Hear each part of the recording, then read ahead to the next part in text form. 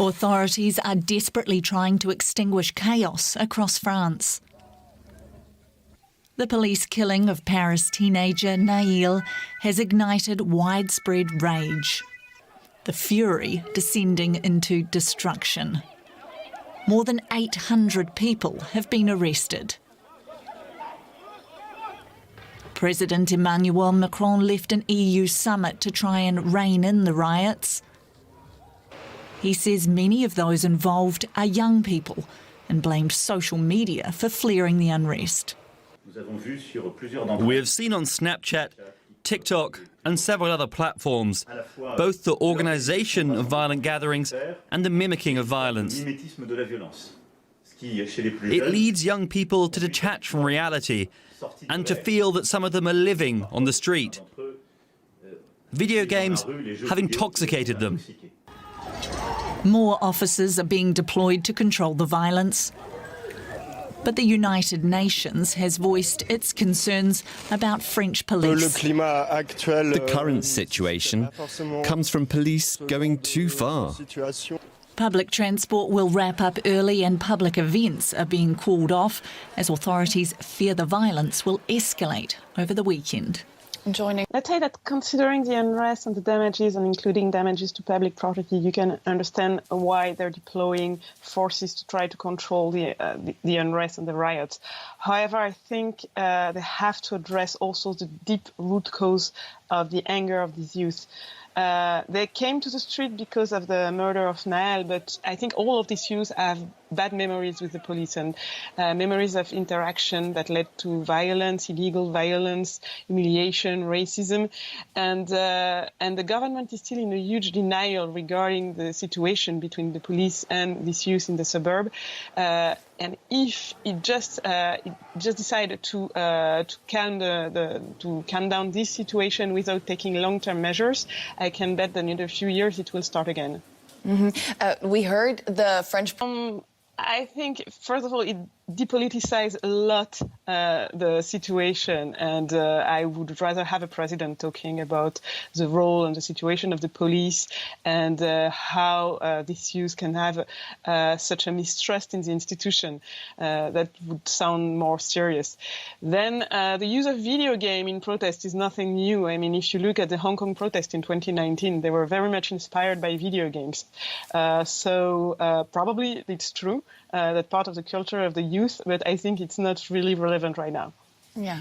Well, that is obviously an emergency situation because every night, even within Paris, you have riots, you have looting. So the police response is the only immediate response, but there should be a long-term response, that would go much more deep into the roots of the conflict, like the parallel war between the youth, the underprivileged youth, not all the youth from the suburbs and the underprivileged neighborhoods, and the police.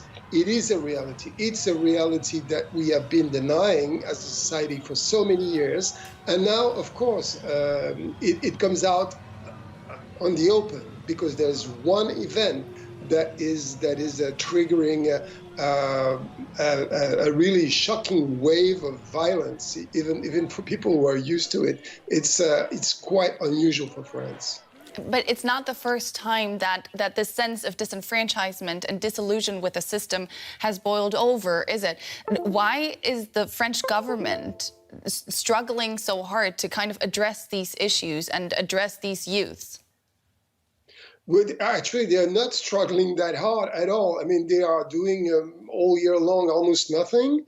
There is no initiative of trying to recreate dialogue between the police and the youth, or trying to, like before we had like local policemen that would try to maintain some kind of long run relationship with the youth, and it wouldn't work with all of them, but some of them. And nowadays all those neighborhoods, they are totally abandoned, and whenever there's a conflict, it can end in rioting and looting, and that's what we are seeing now, to a level that everybody is surprised to witness, really. French officials deny accusations of systemic racism and this abandonment that you talk about. And I'm wondering if they're framing it as a case of one bad apple, and it really is a lot more than that. I think it's not only the police is not only the problem. The problem is the relationship between the youth and the police.